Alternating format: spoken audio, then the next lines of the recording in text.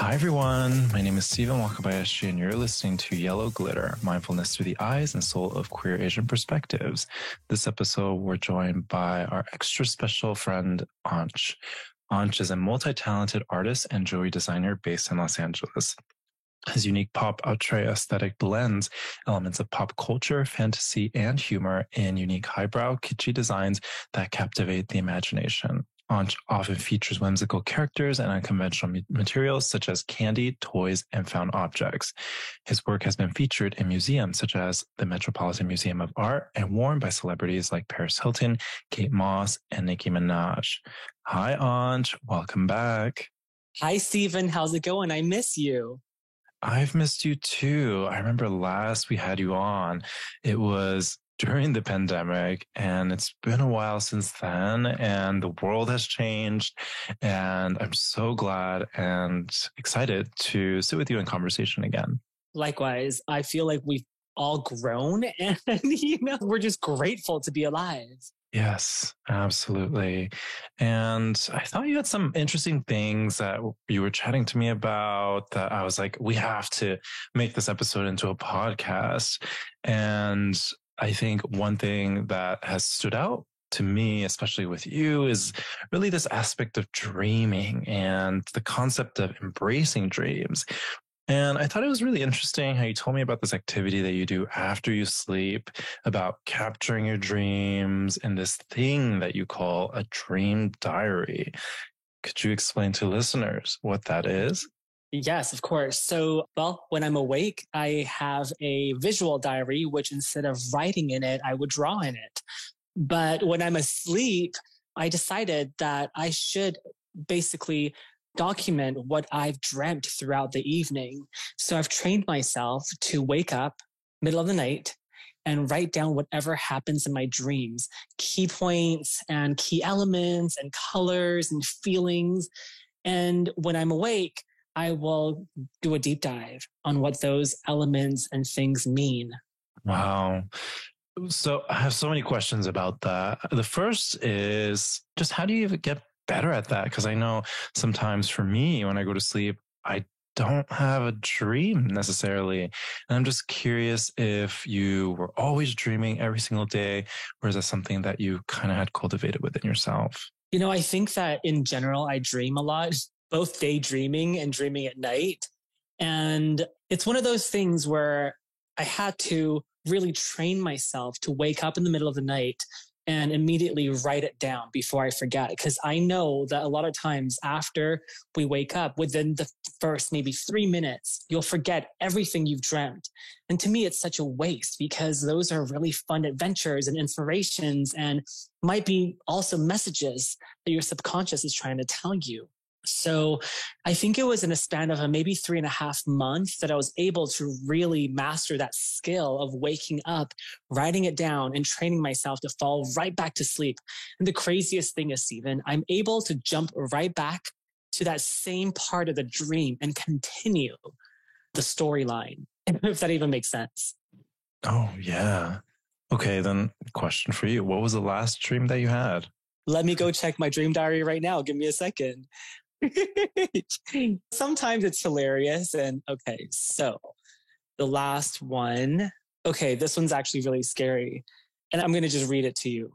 Okay. Guy wanted to control my car and make it crash. So I jumped out of it and told the security from my gated community to help me. I ran to the security guard and laid next to him. Wow. Well, the car exploded. Oh my. Okay, what does that mean? I actually did not deep dive into that one, but I can tell you the one that happened before, which was kind of interesting. A friend of mine giving me Botox on my forehead while I drank black coffee. And you know what?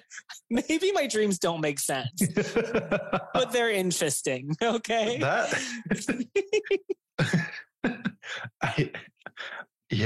I could see it as just like random reels that's just happening. You're just March drinking black 23rd. coffee and getting Botox. March 23rd, Taylor Swift and I met on the set of the music video shooting for laundry detergent. I was about to take a selfie of myself, and she thought I was about to take a photo of her. So she put up her middle finger, and I told her, relax, sis, I'm taking a photo of myself. Maybe we shouldn't talk about dreams. Wait, this is kind of funny. This is that. No, but you know what? This dream actually gets better. Okay, I'm going to read it. Okay, read it. We went back to my place, and she was playing with my full-size sex dolls. I had 5. And it said, we held hands in bed and shared my Wi-Fi password with her. She was posting a video asking fans for melodies that they knew so that she could write it into a song. I don't know. Maybe this episode That's is so not good. that great. Okay.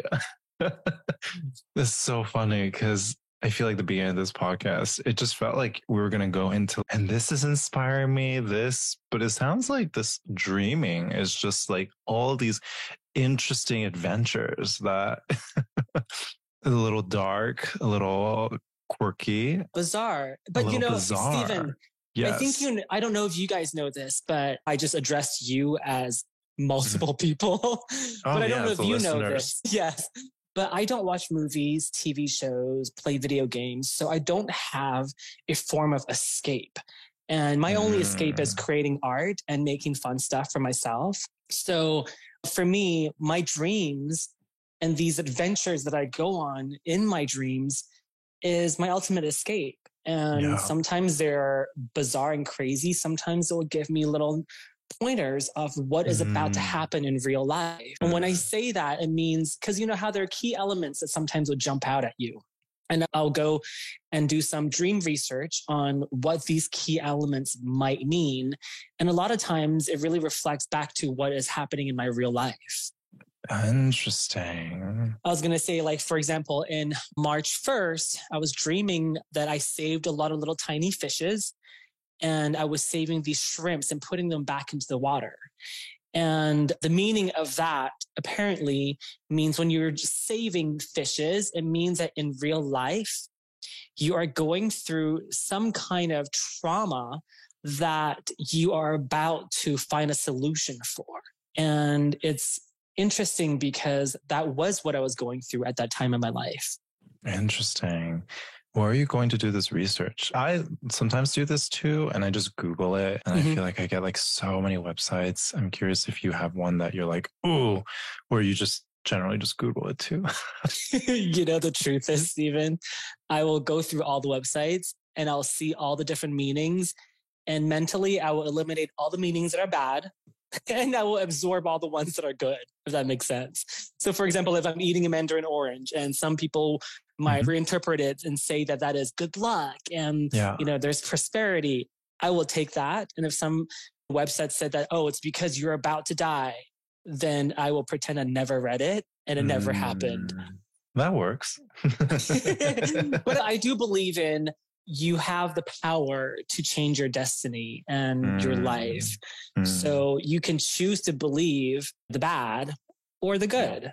And I think I choose the latter. Everything Everywhere All at Once, the possibility of different multiverses, the pathway, the infinite possibilities of universes and pathways that exist with all around us, you know? Yes, very that.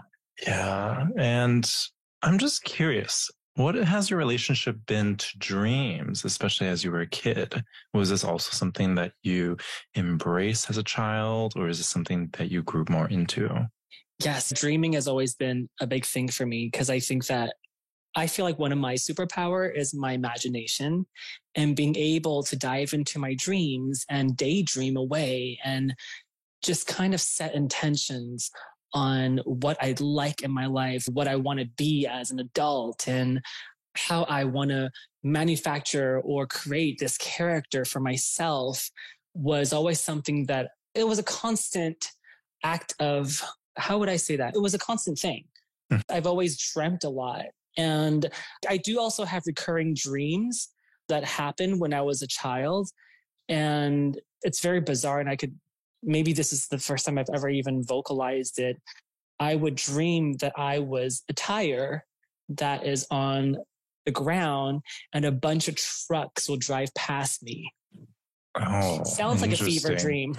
And do you feel like life is passing you by? What does that mean? I don't know what that meant. And I actually probably should go dive into that, because that was a recurring dream that always happened. And another dream that always happened was I would be a little bird, and that little bird would be in a nest alone and looking out of the nest, which was really high up, looking for my parents. It was a recurring dream. And I think for that dream specifically, I had that dream all up until years after I moved to America. And I think it could also mean that I've always been very independent and I've always lived alone. So I was probably looking for security in my family. And when I mean my family, meaning my chosen family. Yeah. That's so fascinating, because I had another guest on this podcast, Haruka, and she's a visual artist, and she actually wrote stories about her being transported across countries and oceans with also the mythical figure of birds and dragons and creatures of flight. And I find that interesting, especially for you, having come from Taiwan when you were also a little kid. Yeah, I think that I wish I had this habit of creating a dream diary as a kid, because I think a lot could be explored through the messages that I was given or the feeling that I went through for my transition from being in Asia, coming to America, and trying to find my authentic self. Because it definitely wasn't easy being in a culture that was so uptight and living in this little box where you're trying to please your parents, and coming to America where I was free to do everything I want and I guess reinvent myself to the person I am today. Yeah. And coming out of it, or I'm just curious, like we're on the same thread of family. Do you have other family members who also engage in this practice of just dream writing, dream embracing analyses, or do you find that is something that just came naturally for you? I actually always tell my mother about my dreams, and she would be fascinated because she can't remember anything. And she's very surprised that I'm able to remember very just intricate details of everything that happens, including the colors and the patterns and how it made me feel and the smell of my dreams. And I will tell her about things that she would just be surprised. For example, there was this one time, this was after my great grandmother had passed away. I dreamt that she called me on the phone and she told me about this wedding that we have to go to during our summer vacation and we have to go visit. And I woke up and told my mom about it. And she had no clue what I was talking about. But that exact summer, so this is 3 months after the dream happened, we went to my great grandmother's great grandson's wedding. And I wouldn't have known about it because that is such distant family. And when I was at the wedding reception, I told my mother, I said, Mom, remember I told you this was happening? And it's just kind of fascinating how I feel within your dreams. I feel like people that are with you or in a different space are able to communicate with you in a way where I don't think that they could have with a medium or Ouija board or anything of such. Oh, that's fascinating. It's forecasting the future. Deja vu. Yeah. It's very strange. And it's happened a couple of times. There was another time where we went on a family vacation and we went to this hotel and I told my mom, I said, Mom, I've been here. And it was impossible because this was this new place that, none of us have been. And I told her, I said, when you walk all the way down, there's a fountain. And when you turn right, there's a gift shop. And that gift shop has a puppy inside of it. And I basically described everything. And she was very surprised that I was on point with everything I described. So I definitely do feel like in your dream state, not only do you live this fantasy life, but you might also be living in a different dimension, and you're able to relive that in your waking life. Interesting. At some point. Fascinating. And I'm just curious, and you mentioned this earlier, which is around like shifting and changing your destiny. Do you feel like you have also done the same with your life? I think so. Since I dream so much, and I don't know if this is called manifestation. I don't know if this is called setting intentions, but I definitely dream things into reality where there are companies and people and friends that I have wanted to be part of their lives so badly. And I would dream about them all the time that it comes true. And I think that would, for example, I would dream about working with Keith Haring, which is my favorite artist on this planet. And I would dream about working with Tokidoki and different brands that I love so, so much. And in real life, it manifests itself and it happens. I don't know if it's the way I set my intentions. I don't know if it's because I always truly believe that whatever my heart desires and whatever my dream, whatever I really dream of, it always comes into fruition. Yeah, that's interesting. Let's talk a little bit about your collaborations. And I'm just curious, you'd mentioned, especially with this project with Keith Haring, my question to you is, what about Keith Haring made you really interested in collaborating with them? And what are you working on together? So as a young kid, I would go through these Keith Haring books and I would be captivated by his drawings. And they look like comic doodles, and the colors that he uses and just the simple shapes that would really represent dancing men and glowing babies and barking dogs, that I was so inspired by him without really knowing the story behind this wonderful man. To me, they were like comic strips, but in a very artsy way. And when I was in my teens, my mom gave me a couple of Keith Haring books. And that's when I started realizing, I was like, wow, this guy is amazing. He has done so much for the LGBTQ community. He's done so much for the AIDS Foundation and really helping a younger generation to appreciate art and bring art to the masses. And when I realized that, I was just so blown away by the power of one person and how much a guy with a dream can change the world and change the way people viewed art. And with that said, I've always dreamt that I would live in a time where him and I could interact. So what I actually, as a kid, would dream about hanging out with him and drawing with him and dancing around in his studio, just playing with paint, which is so bizarre when I think about it. And I was approached by the Keith Haring team, licensing team, I would say maybe 8 or 9 years ago. And we discussed on potentially working on a project together. And it never came into fruition, which was a little heartbreaking because he is the artist that has inspired me growing up. A lot of the ways that I draw and illustrate was highly inspired by him. And last year at a licensing expo, we reconnected. And now we have a jewelry collection coming out that would be for the Broad Museum because he's having a retrospective art show over there.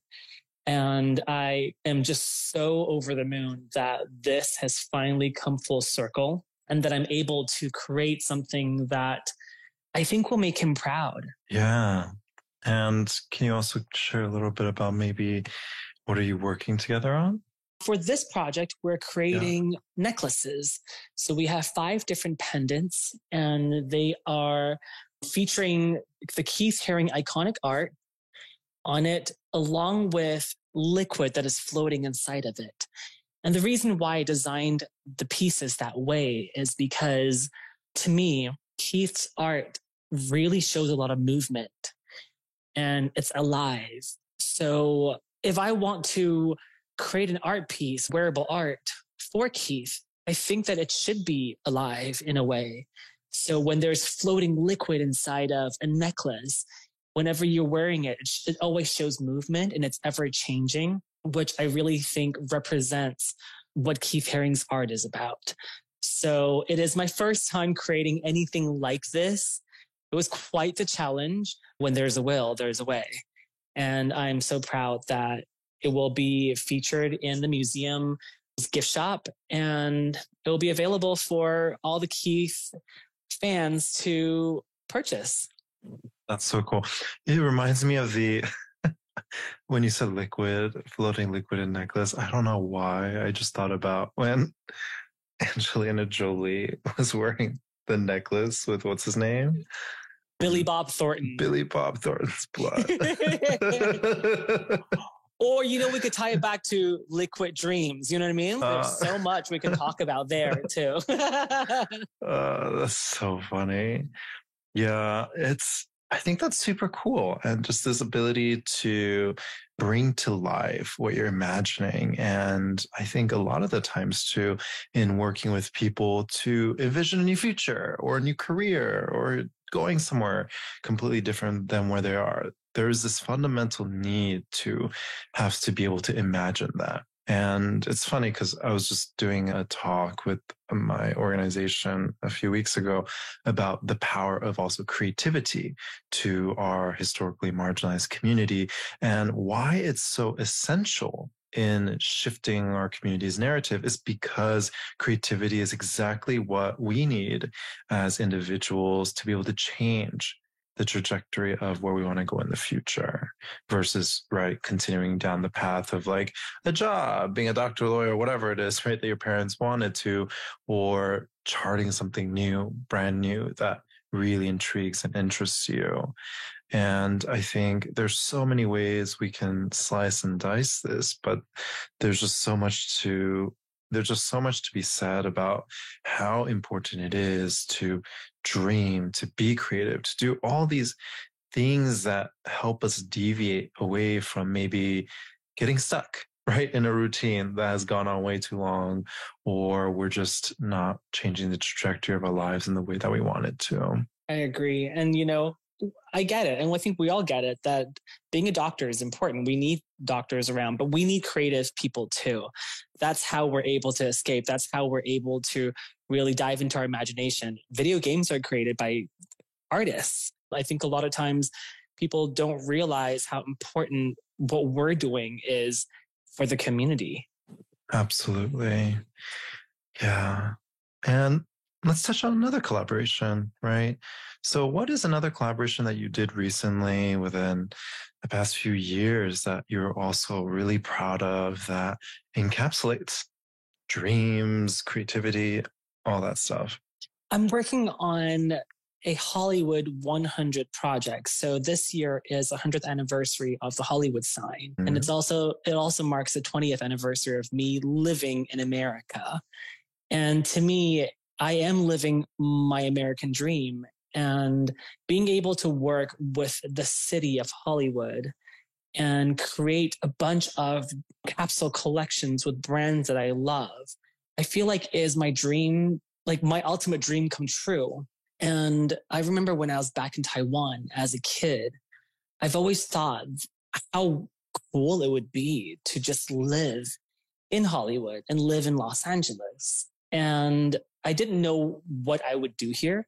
I thought I was going to be a mermaid, to be honest. But after coming here and building my career and meeting so many wonderful people and realizing that my true calling is being a designer and creating products that will allow people to have a mental escape and live their fantasy life, being able to create so many different capsule collections with Hollywood, the city that I love, has been so surreal.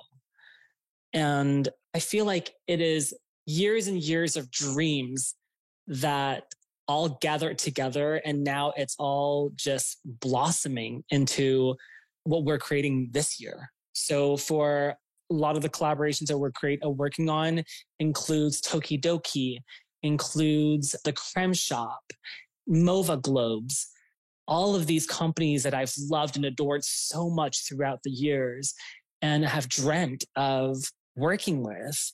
And it's all coming together. It feels like all these puzzle pieces from all over are finally fitting into this giant picture and a giant sign that spells Hollywood.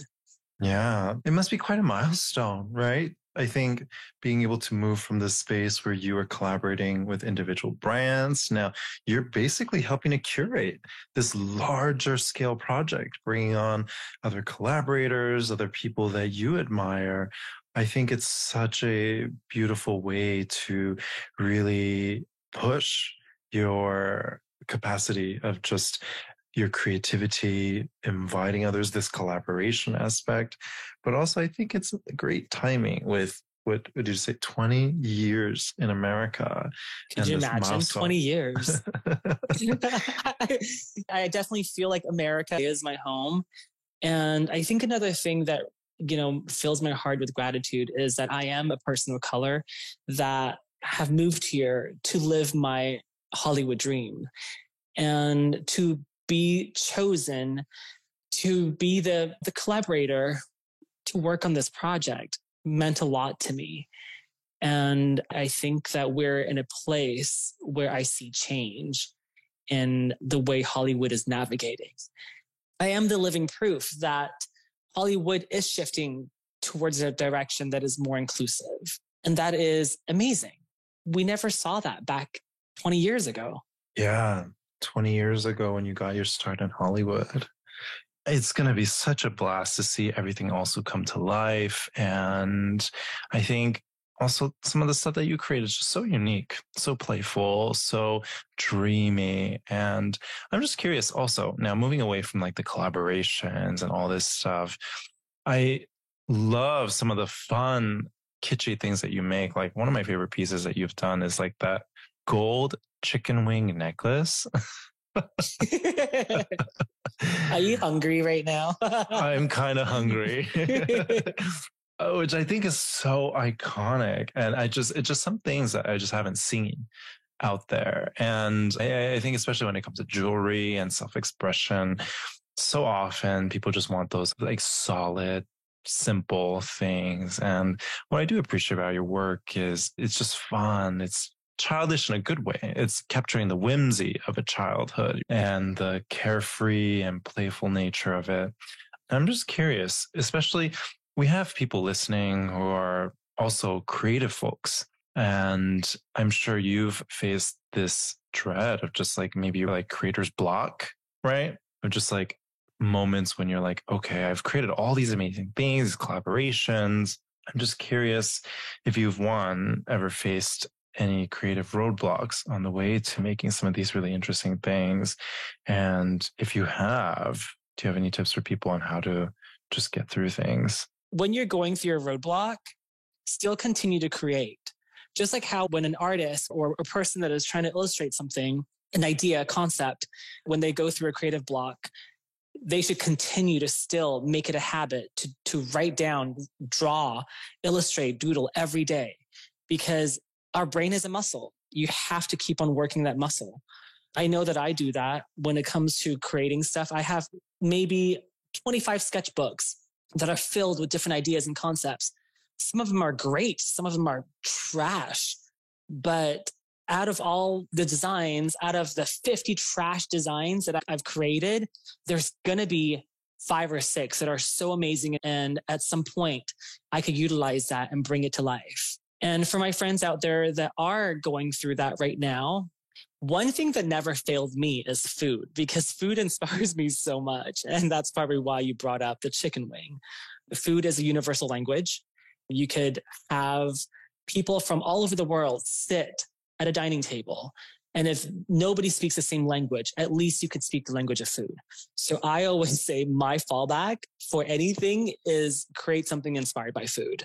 That is something that I feel like I've mastered.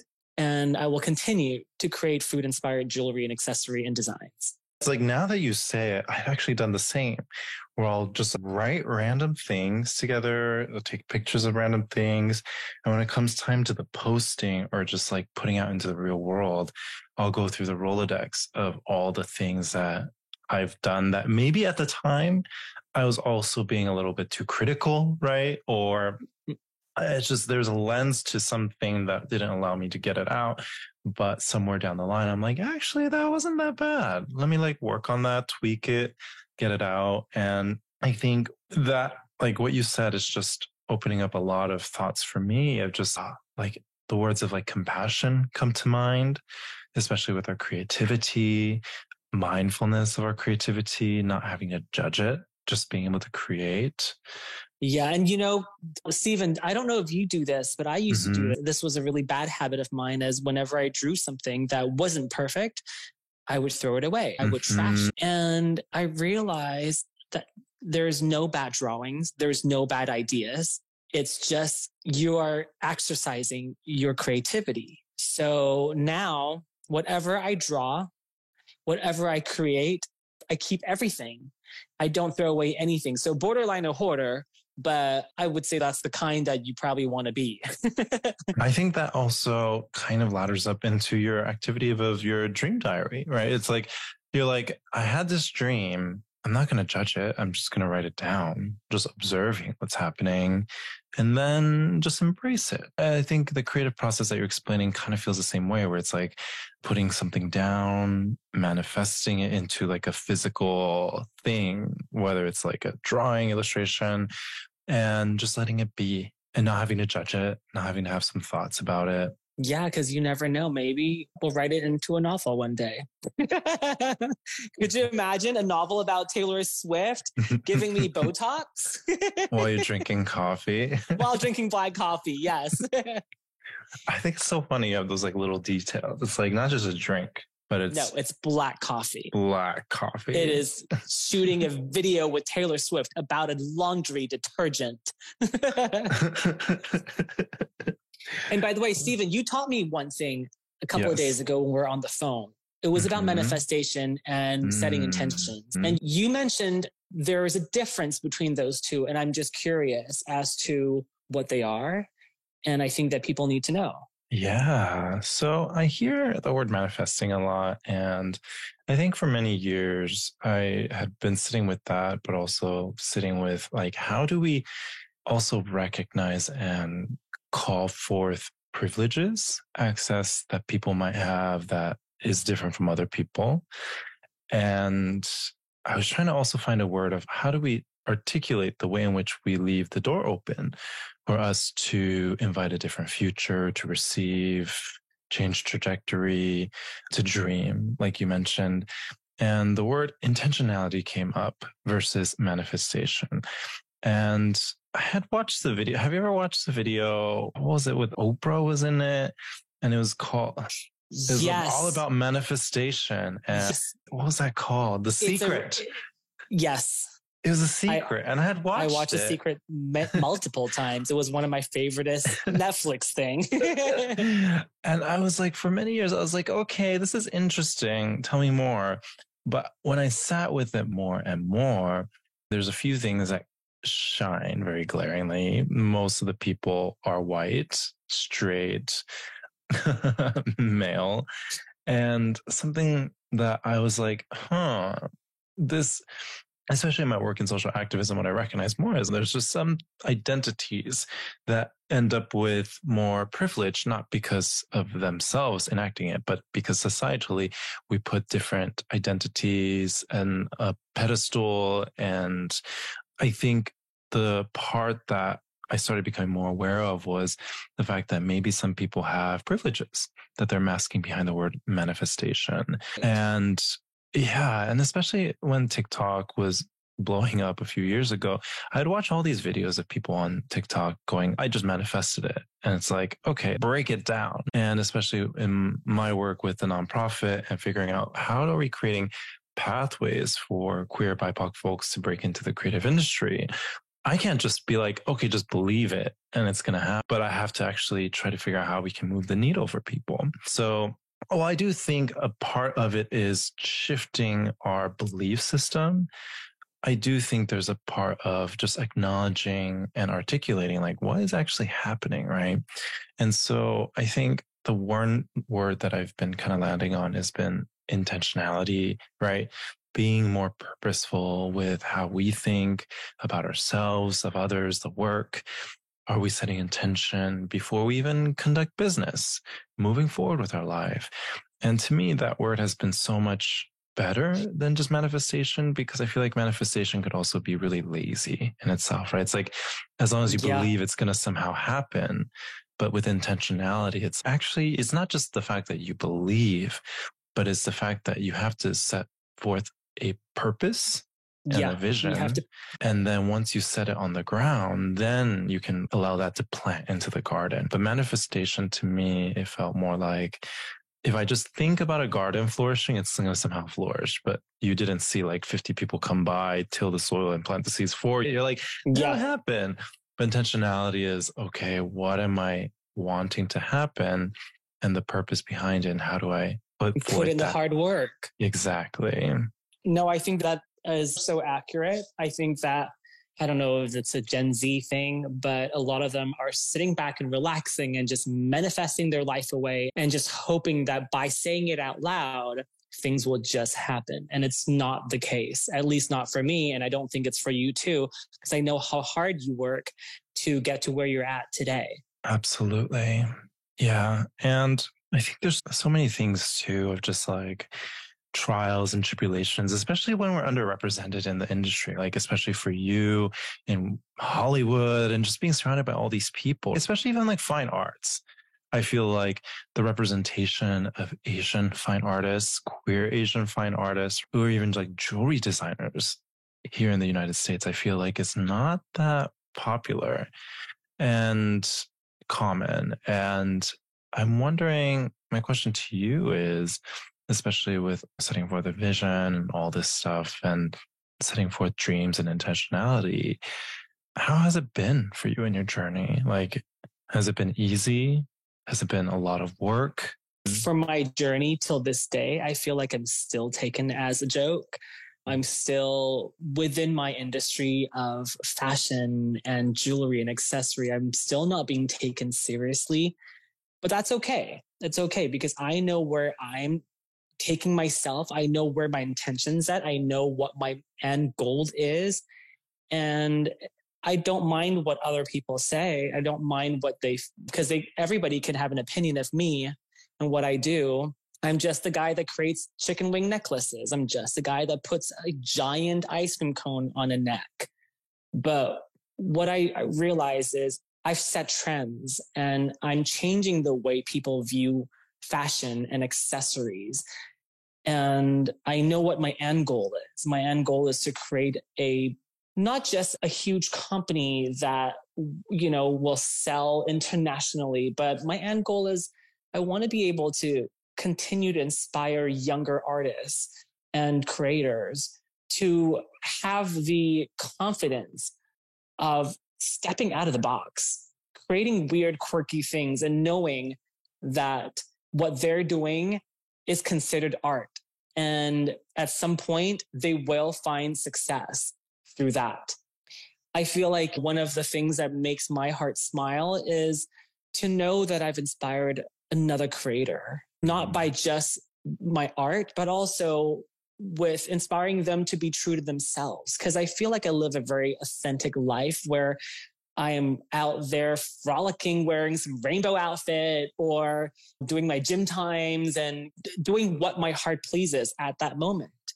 And when I have different personalities that would message me via DM telling me that I've inspired them and I have inspired them to come out of the closet or start their transition and all of that, to me, it makes me realize that what I have done and my sacrifices were all worth it. Yeah. I love waking up and seeing your 5:30 a.m. Good morning.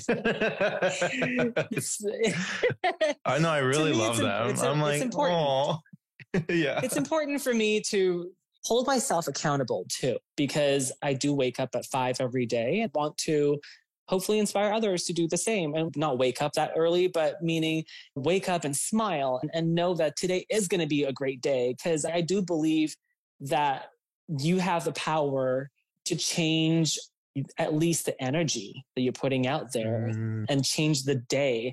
Yeah, you might live in the gutter, but if you wake up happy living in the gutter, then the rest of the day is going to be pretty great because you're content and you are, I guess, surviving with a smile. It's choosing to see if the glass is half full or half empty. Yeah.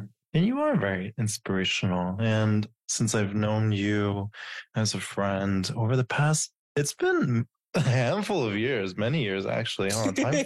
Time flies so fast. Restaurants that we used to go to are no longer. Yeah, they're all shut down. Wait, what's that salad place we used to love? Soup Plantation. It's closed. It's no longer. Wait, and then we go to like a vegan restaurant that closed down at for one point. We're like, we need to stop going to places because we're ruining it. Yeah. Oh, that's so good. What I was going to say was just since I've known you, I think you've always carried yourself as a very authentic individual and almost so childlike in the sense of carrying your heart in your sleeve, but just so also genuine in that way.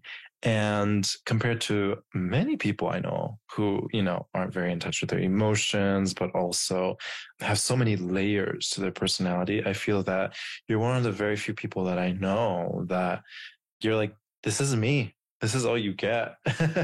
Yeah, nothing more, nothing less. Nothing more, nothing less. And I really deeply appreciate that about you.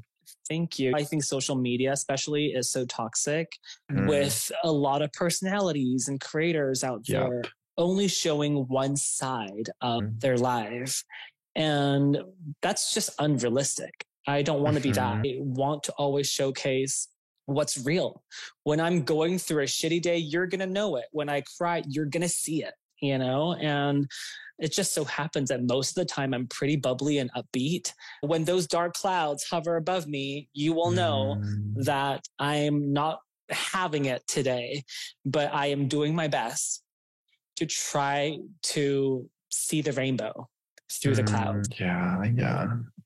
And I think the things that you're also setting forth is just really intentional as well. And I'm just curious, looking into the future for you, what's coming up? What do you have in mind? It seems like you have so many exciting things that are also coming up, and you also have planned all the way like to 2024 and beyond. Yeah. I think by this time this podcast is out, we would have already announced the Teletubbies collection for 2024. That's so exciting. I am really excited about that. I grew up loving Teletubbies. They were my just everything. And we're actually making them queer icons for Pride 24. And to work with a company that is so ahead of their time and is willing to really step out of the box and allow me to create a different narrative for their intellectual property really makes me so, so happy. And we were actually just on a conference call yesterday, and I was thanking the team for taking it there and for allowing us to go there without holding us back, without telling the creators that this is the only thing you can do because this is the story we want to tell. And I think that we all have different experiences and different dreams that we want to take our childhood favorites. I'm sure you want to take Johnny Bravo somewhere that Johnny Bravo probably would not be taken, by Disney. And for me, it means a lot to be that person to help tell a different story for Teletubbies. So that is for Pride 2024. And I'm going to put this out there since we're talking about the future. Okay. So one of my main goals and dreams is I want to be a creative director for Moschino at some point. To me, that would be really fun to reimagine a brand that I grew up loving and to see Jeremy Scott take it to a place where I idolize and I think is so amazing. I want to have my part in that too. Oh, Setting the intention. Setting the intention on Yellow Glitter. On Yellow Glitter. You heard it here, folks. Yes. And another company that I would love to work with, and I'm just setting another intention now, is Mattel Barbie. I think that growing up, I was definitely highly inspired by Barbie. And what I love about Mattel is that they're so inclusive and they are doing their part to make all the kids and young adults and, well, full-grown adults to feel like they are being seen. And I appreciate that, and I support a company that sends out that message. I love it. I hope something comes your way. I hope so. That would be great. That would be great. But with that said, too, 2024 is going to be another big year. I'm working with brands that I personally love, including Pink's Hot Dog. Do you remember Pink's Hot Dog? Yes. It's very iconic in LA. Ever, yeah. Yeah, so we're working with Pink's Hot Dog to reimagine the brand in a way that it is not just a food, I guess, a delicacy. It is going to be a fashion experience. Let's put it that way. Ooh, that's fascinating. Yeah, I think they were one of the first viral food places in LA, right? I think so. Yeah. Yeah. And anywhere you go in Asia, if you mention Pink's Hot Dog, they're going to be like, oh, yeah, the best hot dog on the planet. And it's just very exciting to work with. I love food, so it just makes sense. Oh, that's awesome.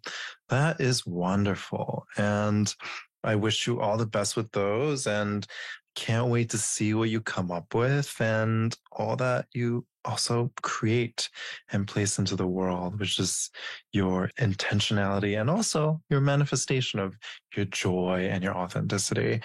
And as we get to the end of our podcast episode, I have a few quick questions to ask you. Yes. Yeah. One, what is something that is bringing you joy lately? The one thing that brings me joy lately is to live in the moment. That's something that I never did in the past years. I always lived in the future and lived thinking of what is next and what I have to do after. And it's always living a couple months ahead. And I think during the pandemic, it taught me that our life is so short. We need to live in the now and enjoy the moment that we're in. And whenever I'm spending time with my friends or my dogs or going on a hike or just going to get coffee by myself, enjoy that moment because you never know if it's ever going to come back ever again. Yeah, I think we're still seeing deaths from COVID. And it's just one thing that I learned, especially in the mindfulness practice. We don't have the future. It's never here. We can't live there. We also can't live in the past because the past has already happened. Yeah. And the only real, tangible, actualized thing that exists is this very second, this very moment. Yeah, like right now, I am just grateful I'm talking to my friend and talking about dreams, talking about the salad place, whatever that's called.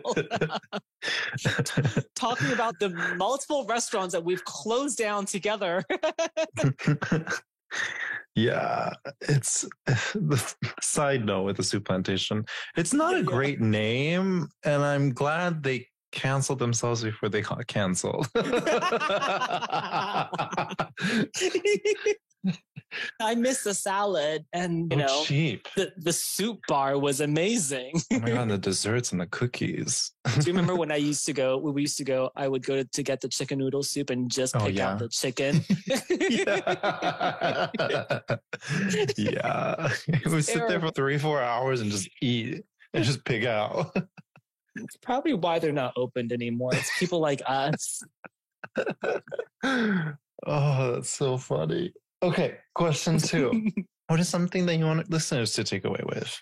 I think I would love the listeners to be bold when they dream and dream big. Because I know that when you're bold with your dreaming and when you're bold enough to dream big, you're going to work hard to make it happen because that's part of your dream. How do you know if it's bold enough or big enough? I think when bold enough and big enough, just don't be afraid. And fearless. And just, a lot of times we hold back from dreaming because we feel like it's unattainable. But remove all those, scrap all that feeling. Go ahead and dream the most. If you want a private jet, dream about that private jet. If you want to collaborate with Kim Kardashian, dream about collaborating with Kim Kardashian. If you want to dream that you're going to be an owner of a restaurant chain, dream that. And also be specific with your dreams. Don't make it so vague where you're like, oh, I dream that I want a boyfriend, or I dream that I have a car. Talk about the boyfriend. Yeah. I dream of having a boyfriend that's 6'2", that is a doctor, that drives a Tesla. You know, be intentional and really dream big. I think that allowing yourself to do that is important. So I would love the listeners to take away and go ahead and dream and be bold with your dreams. Oh, I love that. I love that. I love that. Being fearless. What are you going to dream about and of, Stephen? I want to know about your dream. Oh, what do I dream of? I have a lot of things that I want to accomplish. And especially with the organizations, the nonprofit, especially Cutie Pet Pock Design, I dream of us doing larger, grander projects with big brands, big organizations, and creating ways of empowering people who never had the access to do design and creative work. And so that's on that board. And this year we've been able to cultivate a slew of amazing partnerships with the community organizations like Out in Tech, Trans Tech, Queer Design Club. And I think for myself, one dream that I've been cultivating has been just really helping to grow my business side, not just a nonprofit, but a business side. And for the longest time, I had been working in, a salary position and doing all these things as part of a company and helping companies develop and grow their backbone and standing them up in their creative teams. And I think the scariest part was saying, no, let me go do that on my own. And it's definitely been a big learning journey in the process. It's definitely not the easiest, but starting to see some fruits starting to pop up here and there. Though the asterisk is I find myself doing a lot more sales work than the creative work itself. But I guess that's very much the nature of running a business and developing it. But just really excited for the challenges and the things that's coming my way. But my dream for that is I want to have it develop into a small size agency, but also thinking about the clients we bring on, shifting away from those who just have money to diversifying our client base to include nonprofit partners, mission-driven organizations, and want to be able to figure out a way in which we can do some really cool creative work with some awesome brands that have a strong mission behind it to help others. I love that. This is another reason why I love you. You're always trying to help others, and that's even part of your dream. And I don't think that there are a lot of people out there that are like that. Yeah. Thank you. Yeah. It's, my story, right? It's like going from deathbed to coming back. I feel that I'm just so, I don't know, I still sit in gratitude every day. I'm just so grateful for my round 2 in life. And this whole wanting and desire to help others was not just this facetious goal, but really I'm at least let my round 2 be impactful onto others, Yeah. And I had lived round 1 very much it's all about me. Everyone look at me. And I was just in the hospital for so long. And during that one point in my life, I just reflected as to the purpose of my life. I wonder if you and I would have been friends during round 1 of Stephen. Ooh, I don't know. I think we would have gotten along because, I think we both have that side of us that is so fun and out there. Yeah. But I'm not sure if our friendship would be what we have today. And I appreciate that our timing where we aligned was perfect. Yeah. Yes. Yeah. And I feel like you're also going through a path of growth, self-actualization too. And we're on this linear journey path together. Exactly. Yeah. And I appreciate that so much. And I appreciate you asking me that question too. I had never really thought about it in that way. It's important to dream. And I think that as an adult, a lot of us are afraid of that. It is scary though, because like you get Botox by, I don't know, Taylor Swift and drink black coffee and eat mandarin oranges. I'd be petrified too. Yeah, that is so fascinating. I wonder if it'll happen in the future. We'll earmark it.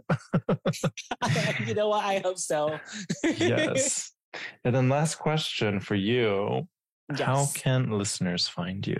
I think you guys should find me in your dreams, honestly. We should go on a little dream date together, holding hands and talk about everything and nothing.